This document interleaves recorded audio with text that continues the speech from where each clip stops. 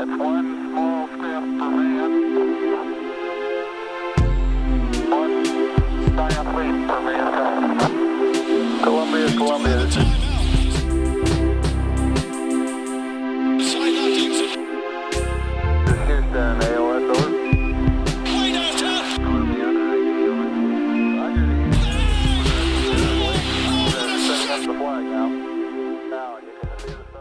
Welcome, everyone, to an emergency pod edition of the TKW Podcast. I'm Anthony Corbo. I'm joined by Kyle Maggio. What's up, folks? Exciting day, sort of. Yeah, that's at Kyle Maggio on Twitter. We have Bryan Gibberman.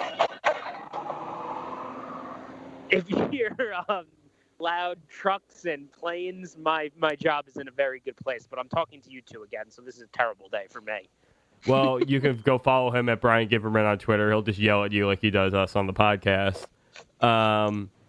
So, you guys, all of a sudden, about a half an hour ago, I'm sitting around, I'm drinking my coffee, I'm listening to my Le Batard show, just really kind of getting into my day. And I get a notification that you want to do an emergency podcast with me. It's not very often that we're going to get chances this season. Well, I feel like because I had been reading about the Davis rumors throughout the morning, and it kind of just struck me as something that wasn't very serious at first. It was something that kind of struck me as like, I don't really think the Knicks have a chance in this whole scenario. And then I guess some of the noise started picking up that there might actually be, a chance for the Knicks to at least be in on the conversation here. Obviously, the Lakers are the front runner. It's pretty famous now that Boston can't get involved because of the whole Kyrie Irving contract deal. But now we're sitting here and we are going to talk to you all for 20 to 30 minutes about what potential trades the Knicks could make, whether or not they should do it at all, whether we think they might do it, and whether this is all ludicrous or not. So how this started this morning was sort of abruptly. Woj tweeted out that there was going to be a trade request from Anthony Davis in his camp. And then a couple of hours later, after tweeting that news out, he went on, I think it was ESPN, and said, on a radio show, I believe, and he said, the Knicks figure to be very aggressive here. And he even alluded to, he didn't say that the Knicks were interested in or planning to, but he said the Knicks should, more or less, I'm paraphrasing here, offer Kristaps Porzingis in a deal for Anthony Davis if push came to shove. And then I think some people kind of glossed over it, not entirely because it is Woj, but I think when people really started taking it seriously and kind of going nuts with it was because Brian Windhorst then reported almost 20 or 30 minutes later that the Knicks figure to be very active with trying to get in on this, trying to center a deal around the 2019 first-round pick, which, as we all know and joke around with, could mean Zion Williamson out of Duke.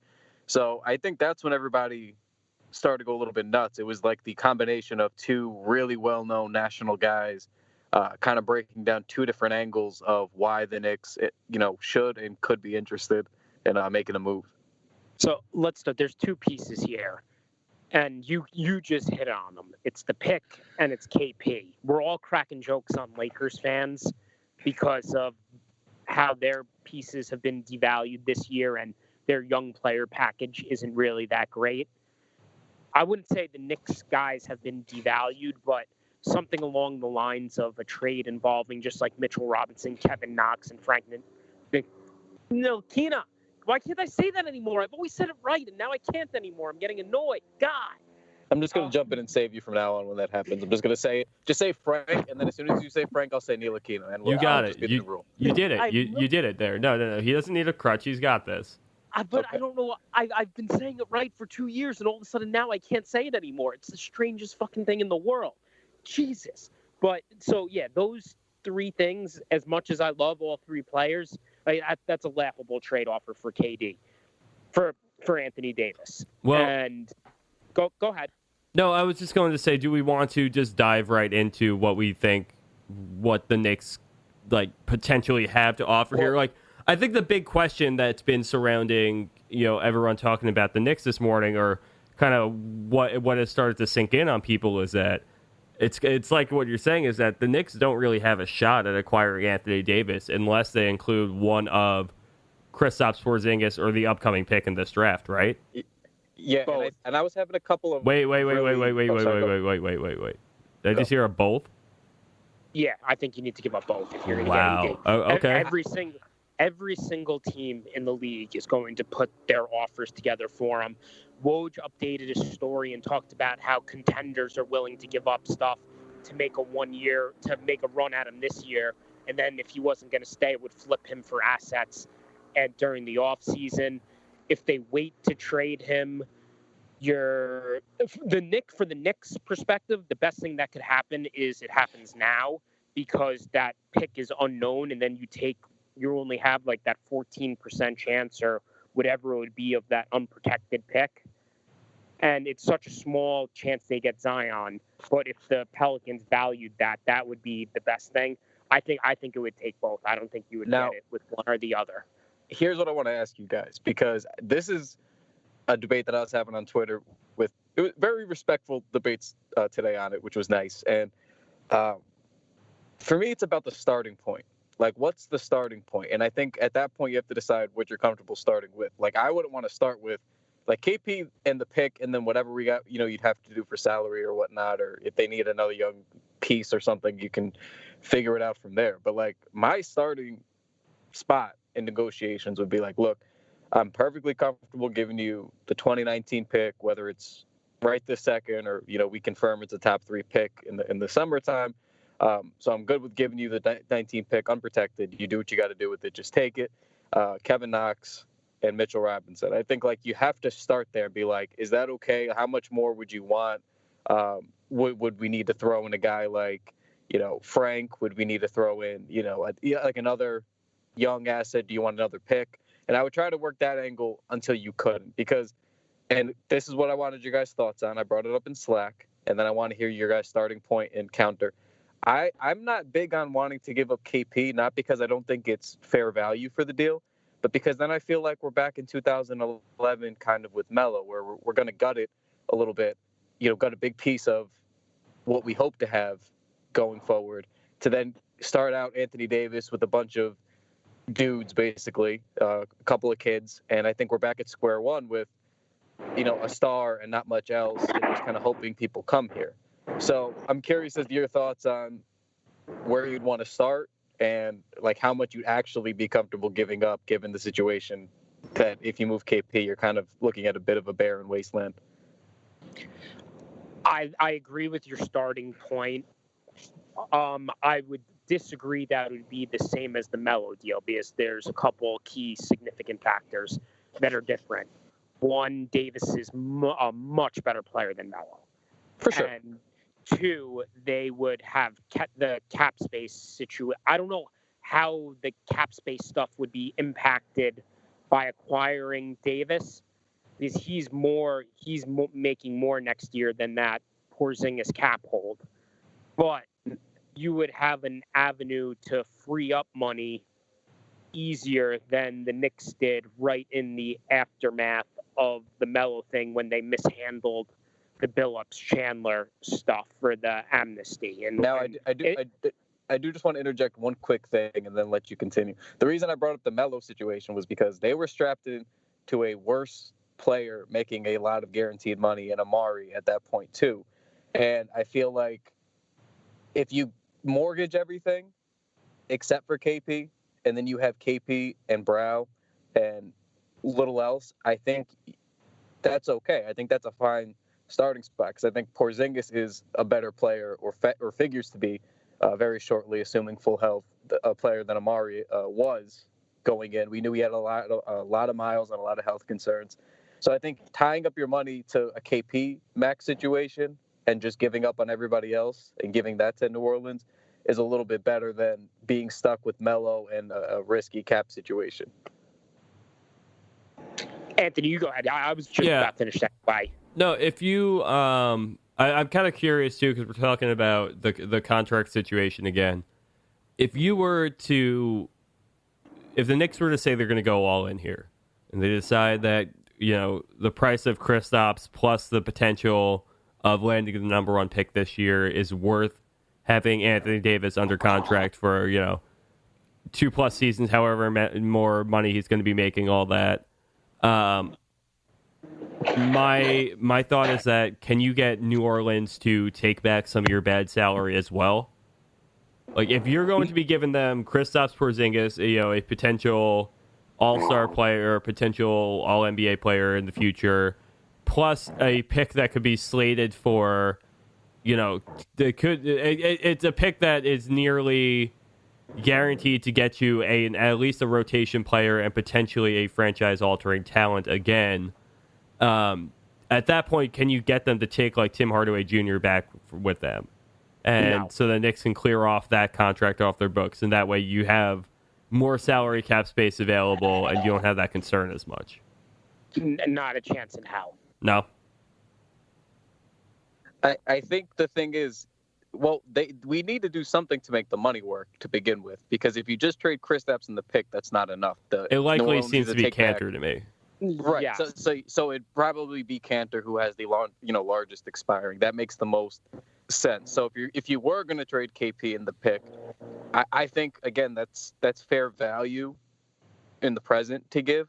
I'm still just hesitant because even with those other proposed deals, I'm not sure the Knicks need to go there just yet. Like the other deals are Jaylen Brown and a bunch of weird young Celtics pieces and and then a first round pick. And then the Lakers is they've just now decided they're going to include Kyle Kuzma to go along with Brandon Ingram and Lonzo Ball and what other miscellaneous other pieces to make the money work. I think KCP was in there as well, and a not as good first round pick as the Knicks could offer. So the way I'm looking at it is the only deals on the table are like mediocre-ish, okay-ish, sort of upsidey kind of young guys, but nobody who's really a slam dunk. So I think jumping right to one of the better chances at Zion or a top 3 pick and KP is kind of a bit extreme. And I think, again, I don't want to overvalue our young guys either, because everybody does that. And I don't want to be those fans, those analysts on that note. But at the same time, I don't think that, I think we could probably put together a fair offer centered around the draft pick and then a stable of young guys to kind of compete with those. Maybe not be better than, but at least compete without having to jump right to giving up KP. I just don't think those offers that are getting floated around is what is realistically going to get him. It's coming from local team guys. That's what those teams want to offer. It's what the Pelicans are going to ask for. If it's the Celtics and they do the deal this summer, the Pelicans are getting Tatum. The Lakers, if I was the Pelicans, I would laugh in the Lakers' face no matter what they offered. There's just not something there. And then there's going to be all these teams like the Raptors with Kawhi that come in and throw DeMar DeRozan, a current All-Star, and that's how they end up out of nowhere that no one thought was going to happen. And we're going to see stuff like this. It's Anthony freaking Davis. There's going to be all sorts of. There's going to be every single team in the league is going to be putting their best offer forward to try and get him for a year and a half or a full year, and then convince him to try and stay. See, I just don't think that a Tatum is in the same realm as a Porzingis. KP, we know at his best last year for a few months before he went down was averaging 23 to 25 points per game, pretty efficient.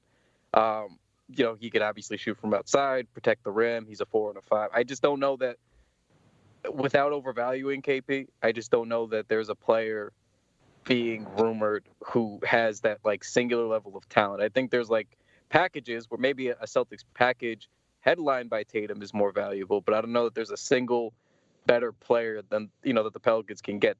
That's been reported or rumored. I see hypothetical things. I saw someone tweet, "Oh, what if Portland decides to go in on Anthony Davis and they trade, C.J. McCollum, Nurkic, and a first-round pick?" And then I think New Orleans would probably want to do that. You get a dynamic scoring guard that you need in today's NBA to go next to Drew Holiday. You get a center who can, he can play. Nurkic is a good, valuable player. And then you still get a first-round pick. So I think if those kinds of deals start popping up and you want to throw your, hat in the ring, I think then it's okay. But while the Tatums and Ingrams are still being involved, I just don't and I don't want to sound like a homer, but I just don't want to start putting KP in just yet. I think we're probably going to start seeing names like that package you just brought up. Maybe Philly throws Ben Simmons in there. I think this That would be an interesting one. I could be wrong, but I think this is going to get very crazy and very high-level types of players from teams all across the league. Do you guys think it's going to happen before the trade deadline, or do you think that this is just giving us a sense of what New Orleans is going to want for the summertime, when they could better evaluate things with Boston, perhaps, and a couple other teams as we get closer to the draft? I have a feeling that it ends up going more towards the draft. I think that unless you have a situation where a contender is going to come out, like Brian's saying, to try to get, maybe, be able to rent him for this year or flip him again later on down the line or something along the lines of that. I don't see the prospect pick package quite aligning with what they're looking for up until the draft comes around and more teams are willing to give a little bit more. Kyle, I think it depends on how they view Tatum. I view Tatum like you do. I think he's a very good prospect. I don't necessarily think he's elite. I think he has to do, I don't think he's proven it. I don't think the way people talk about him is as good as he's shown yet. He's a very good player. We don't know. There's some question marks still there about just how good. But basically, you really can't get him because they can't do that trade without trading Kyrie right now. So if they value Tatum like a true superstar, we probably see this go to the offseason. If they don't, maybe something happens a little quicker. See, I think unless it's like a gross overpayment, like the Knicks come out of nowhere and go, we'll give you Kristaps Porzingis. I think this is part of the dance to set up for the summer, because I think that New Orleans is going to have their most leverage when they know that Boston can negotiate a little bit more freely with all the assets that they have there. So I think this is all part of the dance, like the setup, because we're only, 11 days out from the trade deadline? This is kind of breaking really late right before the trade deadline. So I think this is like to get a sense of, like you were saying, all those reports that are out might not be the actual packages. That's just what all the teams want you to know. So I think this is maybe sort of trying to call out any of those bluffs. Be like, okay, motherfuckers, like he's on the market now, whole year and a half in advance. Like, what is the situation? What are we going to do here? What are you going to offer? Trade deadline's coming up. What do you got? See if anybody bites. Yeah, that's why it's going to go to the summer. You're waiting to see who jumps now. If someone jumps now and makes that huge offer immediately, you take it. But yeah, you have every. The timing was just so curious. Yeah. Well, I do have one other thing. Maybe we can end out on this, but if they do offer KP and that leaks, like people have been talking about, I think Bondi had something about that earlier today. How damaging do you think hearing his name come out in the trade rumor like that would be, for his relationship with the franchise? I mean, you had that thing that happened with Phil Jackson at the end of his tenure there, where Kristaps was lightly tossed around as a potential, trade target for certain teams, and that obviously led to a lot of frustration from him. You had the skipped exit interview, all that stuff. If something like that were to happen now with this front office, do you think that could potentially be an issue when it came to his free agency this summer? I think so. I don't know how Bryan feels. I think he'd kind of be done. I think he might still do what makes the most sense for him as an individual, even if that means signing, a max deal here, even though he's not entirely happy. But I think in terms of making this relationship as mutually beneficial and as enjoyable as both parties probably want for it to be, I think if that gets out and he knows that he's being shopped, I think for all intents and purposes, that's going to sour the relationship. I mean, he just started to get on the same page with this new regime, within the last 12 months. He's only been a pro for 3 years? This is his fourth year and he's injured. And, the last regime, basically, before he tore his ACL, which is already horrific, like you said, he's walking out of exit interviews. There's drama. Phil Jackson wants to trade him. He's 21 years old for the sake of rebuilding. I just think if they start tossing him out again after the summer saying, oh, no, we want him here. We want him to be a valuable part of the future. I think that's twice in two different off seasons in 4 years where he has to deal with that kind of thing. I don't think he's going to enjoy that at all. I thought that was a very smart point that Bondi made. I agree with it, but I think in the end he would just take the money anyway because it's too risky to play on the qualifying offer. He might do a thing where he takes it, demands trade himself in a little bit, but it wouldn't be great. But I think you could again salvage the relationship by making the team good. So it's something. If it comes down to it, I do think you have to do it because KP's ceiling. Is KP ceiling as good as Anthony Davis is? I mean, Probably not. I feel like it's close. I feel like people are making it out to be, and he is right now. Like Bryan was far and away the better player, but they can both kinds of do shades of the same thing. So I don't ever want to say that a young guy can't have that same kind of a ceiling either. The rebounding would be the big difference between the two. Right. I feel. well, I think that's pretty much going to about do it for the emergency pod with us. Any last chime-ins you guys wanted to get off before we dive back into the depths of Twitter here? Last thing, just names. Give me what is like your maximum starting offer. Like no bullshit, no trying to skimp off the top. If you had to give New Orleans an offer right this second, they're on their phone, what would you start the negotiations at? What would you feel comfortable with?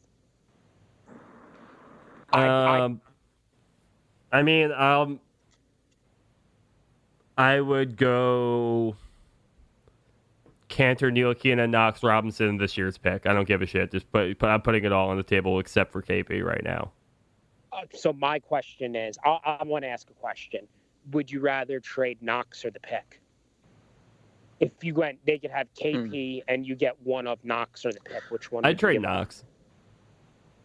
This is going to be super unpopular, and I know I'm going to get yelled at on Twitter and by anybody who's listening to this who has their heart set on Zion. I would trade the pick. I think it's very smart use of the value of that pick, given the lottery rules changing. I think you have a 14% chance at the top pick, no matter how bad you finish, and you have a 50 to 60% chance of finishing at the 5 or 6 seed. To me, it would be smart to maximize the value of that pick. And if you miss out on Zion, you miss out on Zion. It's not like you're getting a player to scoff at or a player who you're hoping pans out. Like it's Anthony Davis. He's very well established. I'd be fine trading the pick and living with it. I think I like what I see from Knox. My thing is that if I'm getting equal value either way, like if I'm getting Davis either way, I'm probably moving on from Knox rather than that pick. I just feel like once you can like, you're going to obviously sign more free agents this summer then, and you're going to be able to get guys who kind of align a little bit more with what you're thinking, and then you draft a player who fits more into the mold of that. I mean, like you're going to have a high pick in the end regardless. You're going to have, I guess also it comes into it then how heavily does Davis influence where the Knicks pick will end up falling for the rest of the season. Because if you're getting like 30 games of Anthony Davis, you're not getting you're probably not going to have the same top 5 pick anymore. So once we got past the hodgepodge of Knicks young players not being KP and New Orleans laughing at us, I would then shift to KP and you get your choice of Knox or the Knox and one of the other pieces, whichever one you want. I think that's fair. That's kind of how I would operate. I'd be like, you can have the pick, you can have Knox, you can have Frank, you can have Mitch, you can take whichever, you get one of those things. Plus Cantor, obviously, for money. But Yeah. No, but I'm just talking about the stuff that matters. I think the one guy, if I was putting KP in, that I would try to hold out of the trade if I had to pick one would be Mitch because of his contract situation and you having him at the 4 years for literally nothing. Yeah, I think I'd be more. I think Knox is a shoo-in if you were going to make this deal. Almost any way you cut it. If you trade KP, you might still need Knox. If you don't, trade KP, Knox is, not maybe the headliner, but he's like the next up if he's going with the pick. So I think Knox would be almost certainly gone in any feasible deal for Anthony Davis. So I agree with that.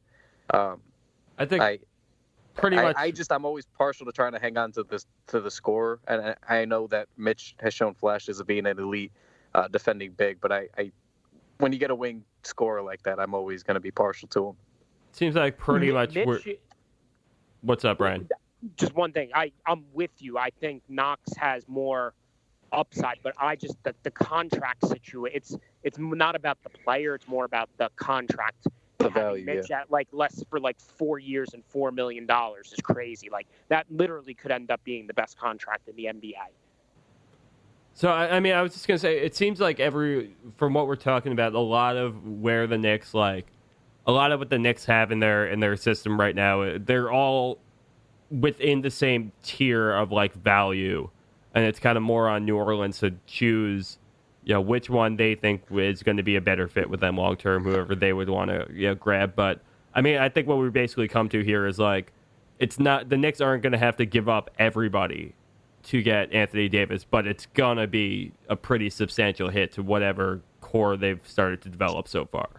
It's going to hurt, and you're going to lose guys that we've all grown attached to. Fans have finally grown to want to do the rebuild the right way and to not trade picks and not trade assets. And any way you cut it, you're going to lose some of the most important pieces that you figured to be important building blocks for the next couple of years. If a KP's not gone, you can kiss nearly all of the kids goodbye as well as this year's pick. And then if KP's gone, you're sort of grasping at straws, hoping that whatever kids you do have really pan out. So it's a tough situation, and I know fans don't want to trade these things because you have shades of the Melo trade or past Knicks terrible moves like the Bargani thing where we didn't get the concept of a salary dump. So I understand the fears to it, but I think you gotta, stars win in this league, and it's not like you're trading for a 32-year-old star past his prime. He's just kind of entering his prime. So it would hurt like a bitch, and I wouldn't blame people for feeling like shit. But all this is to say, there's no chance in hell the Knicks land Anthony Davis. You have to be malleable as a front office. It's dumb to have hard and fast rules, and Anthony Davis is a reason to change up your approach. Guys like this don't become available very often. Yep. Couldn't agree more. Yep.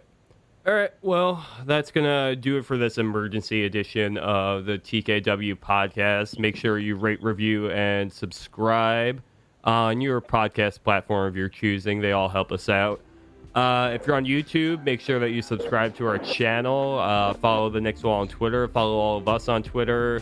Follow TKW Podcast, and head to theknickswall.com. We got you covered. Till next time, everyone. We'll talk to you later.